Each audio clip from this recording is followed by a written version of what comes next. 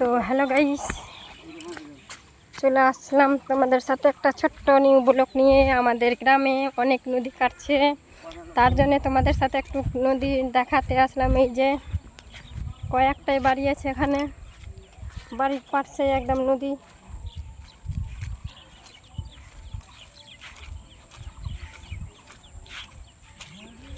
বৃষ্টি এত পড়েছে তো বলতে হবে না, তো বৃষ্টি যাচ্ছি নদী দেখতে। কি আমাদেরও বাড়ির পাশে একদম পুরো নদীটা চলে আসলো, কিচ্ছু করার নাই, কে কোথায় যাব না যাব।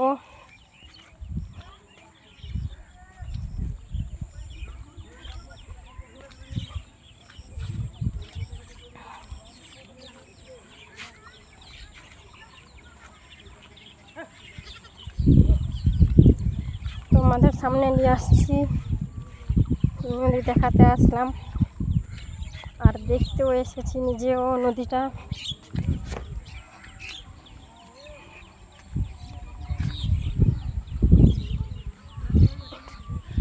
সবাই সাথে থাকবেন।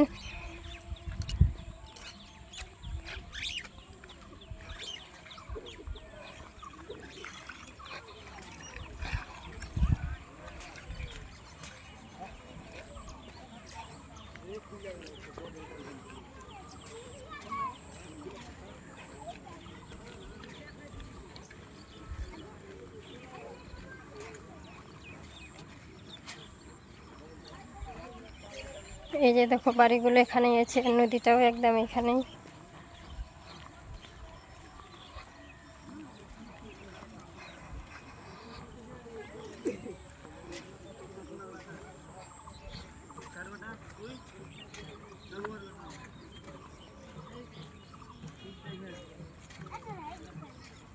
তো হ্যালো বন্ধু, এই যে দেখো সবাই মাছ মারছে। এই যে নদীর জল উঠে গেছে উপরে, একদম পুরোটাই উপরে উঠে গেছে। আজ না কালের মধ্যে পুরো গ্রামে নদীর জল ঢুকে যাবে। আর এই যে দেখো নদী, আর এই যে দেখো নদীর পাশে বাড়ি, গ্রাম, আমাদের এই গ্রাম। কিছুদিনের মধ্যে এই গ্রামটাও কেটে যাবে, বেশি দূরত্ব নাই, এক মোটামুটি আছে 1 বিঘার কাছাকাছি আছে দূরত্ব নদী থেকে গ্রামটা পুরো। আর এই যে দেখো পুরো নদী, বড় নদী চলে আসলো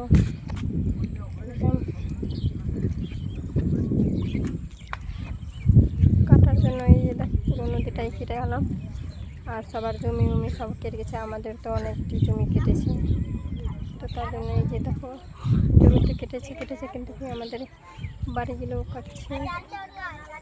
এই যে দেখো পুরো এই যে গ্রামটা, এটা আছে তোমার বধারামতলা। সেই বধারামতলা ওই যে নদীর পাশে থেকে কেটে যাচ্ছে, নদী পুরোটাই নদী কেটে যাচ্ছে, কিছু করার নাই।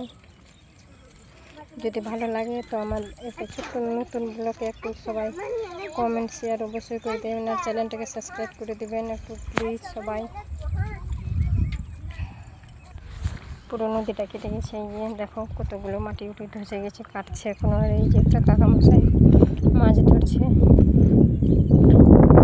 সাহস নদী কাটছে তবু নদীর নিচে ধারে মাছ ধরছে। এই যে দেখো পাটের জমিগুলো কেটে যাচ্ছে, আর সাথে সাথে পাটগুলোকেও কাটছে। কি পাটগুলো না কাটলে গেলে জমিটা পাট শুধাই জলে তলিয়ে যাবে, তার জন্য পাটগুলোও কাটছে।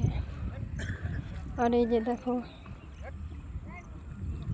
গ্রাম নদীর পাশে থেকে নেই, যে দেখো পুরো নদীতে কেটে যাচ্ছে। আর এই যে দেখো গ্রামটা, এই যে দেখো সবার বাড়িগুলো একদম নদীর ধারে। নদীটা অনেক দূরে ছিল, মোটামুটি 100 বিঘা দূরে, 100-150 বিঘা দূরে ছিল, তার সব পূর্ণ কেটেছে চলে আসলো নদীটা একদম গ্রামে কাটছে।